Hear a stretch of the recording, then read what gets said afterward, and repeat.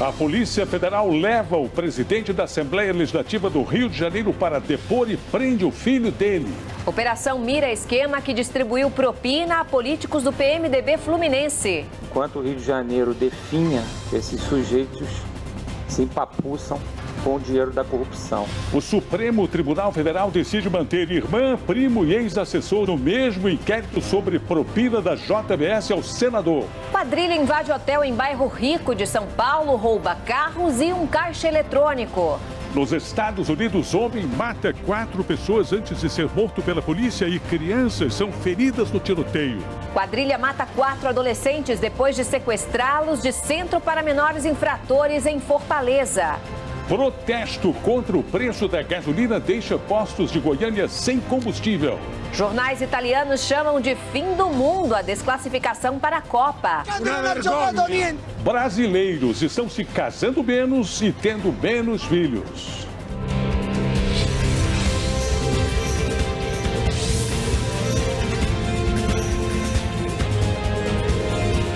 Está no ar o SBT Brasil, com Carlos Nascimento e Raquel Sherazade.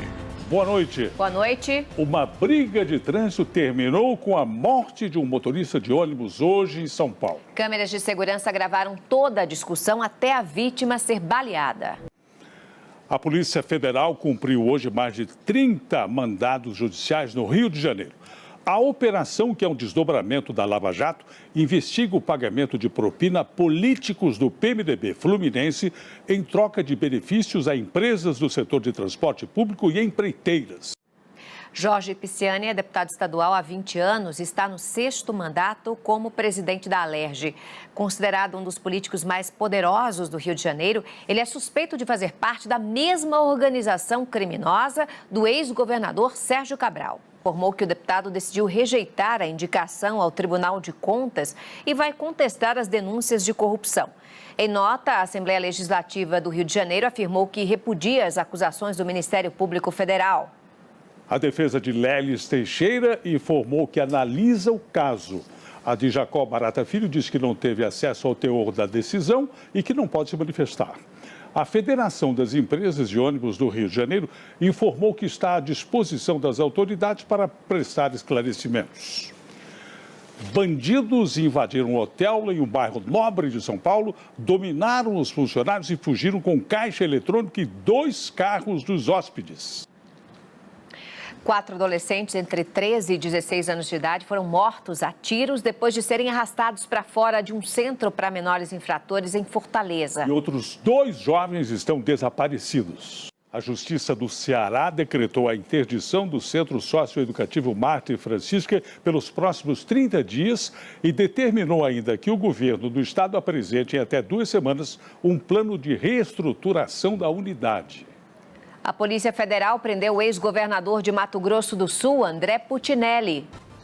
Um aluno da Unicamp, no interior de São Paulo, desenvolveu um sistema que impede a entrada de drones em áreas de segurança. Essa tecnologia pode evitar situações de risco, como aconteceu no aeroporto de Congonhas, em São Paulo. Um acidente entre um ônibus e uma van escolares matou uma menina de 9 anos e feriu outras 10 crianças em Itapetininga, no interior de São Paulo. 4 adultos também ficaram feridos. Um protesto fechou distribuidoras e deixou postos de Goiânia sem combustível. Em algumas cidades do estado de Goiás, o litro da gasolina está perto de R$ 5,00. A Petrobras autorizou um novo aumento hoje. Os brasileiros estão se casando menos e por um período mais curto. A mudança foi confirmada por uma pesquisa divulgada hoje pelo IBGE. O estudo também comprovou um aumento no número de ex-casais que dividem a guarda dos filhos. Uma outra conclusão do IBGE é que o número de nascimentos diminuiu. Em relação a 2015, foram 150 mil bebês a menos, uma queda de 5%. E o estado que registrou a maior diminuição é Pernambuco. O presidente Michel Temer assinou agora há pouco uma medida provisória que irá alterar os últimos pontos da reforma trabalhista. Mais cedo, Temer participou de uma reunião com líderes do PSDB para definir a situação do partido no governo depois da saída de Bruno Araújo do Ministério das Cidades. Pois é, o governo acaba de publicar uma edição extra do Diário Oficial com a medida provisória que altera a reforma trabalhista.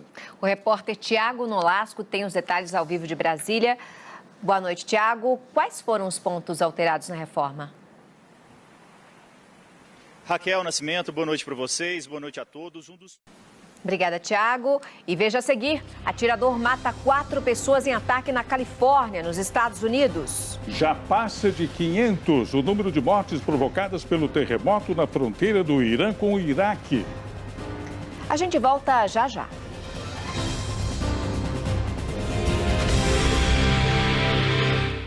O Supremo Tribunal Federal decidiu hoje manter 2 parentes e um ex-assessor de Aécio Neves no mesmo processo que apura o repasse de propina da JBS ao senador Tucano. Os 4 foram denunciados por corrupção passiva. 4 pessoas morreram e 10 ficaram feridas depois que um homem abriu fogo em uma pequena cidade no norte da Califórnia, nos Estados Unidos. O atirador, que havia se envolvido num episódio de violência doméstica antes desse tiroteio, foi morto pela polícia.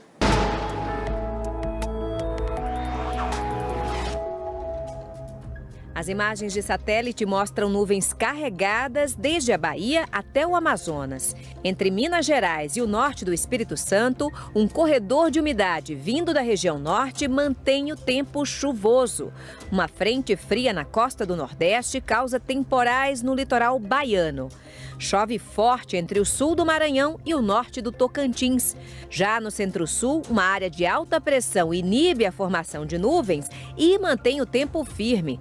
Na fronteira com o Uruguai, a nebulosidade aumenta e deve chover no fim da noite de quarta-feira. Porto Alegre, com tempo seco, pode registrar calorão de 35 graus. No Rio de Janeiro, feriado de tempo firme, com máxima de 32 graus. O sol predomina em São Paulo e os termômetros marcam 31 graus. A seguir, Venezuela deixa de pagar dívidas e dá calote, inclusive no Brasil. A comoção entre os italianos. O país ficará fora de uma Copa do Mundo depois de 60 anos. A gente volta já já.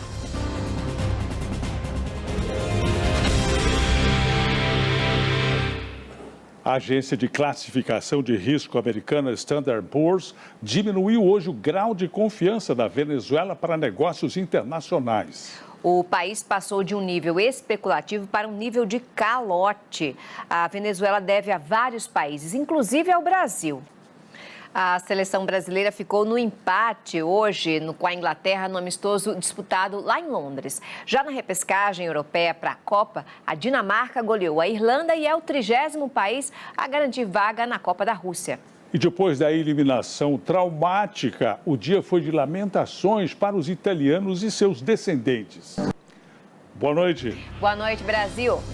Tchau.